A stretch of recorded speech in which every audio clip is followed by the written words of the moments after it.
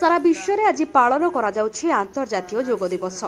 एने शुक्रवार सकाळ 6टारे सत्यवादी अंचल में ओडिया विश्वविद्यालय छात्र छात्री, पतंजलि योग समिति, सत्यवादी उच्च विद्यालय छात्र और विभिन्न शिक्षानुष्ठान प्रतिष्ठान पक्षर योग दिवस पालन करा जायछि।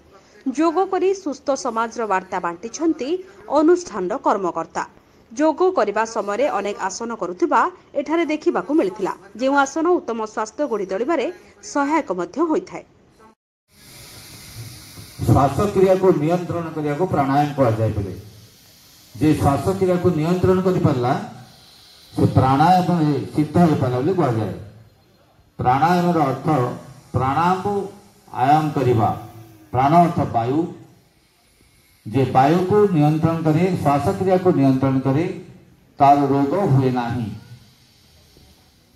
ये अनुलोम विलोम क्रिया द्वारा यह थिला अनुलोम विलोम बा नाड़ी शोधन प्राणायाम। वर्तमान से चिन मुद्रा बा ज्ञान मुद्रा बसीजिबा।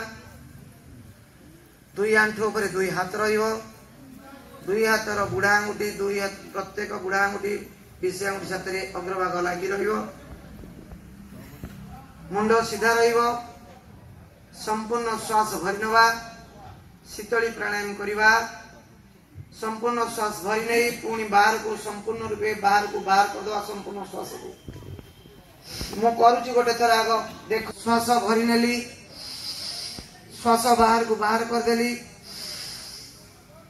जीभ को बाहर कर देली, मुड़ी दे श्वास को भरी नेली।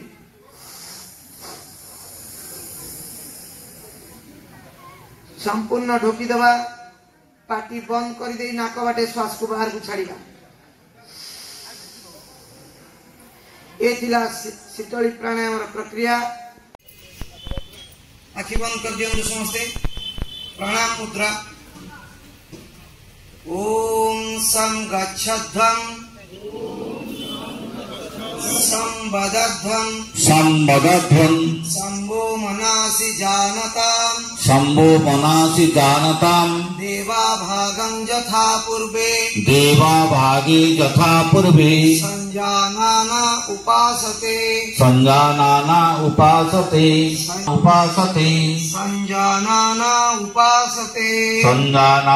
उपासते।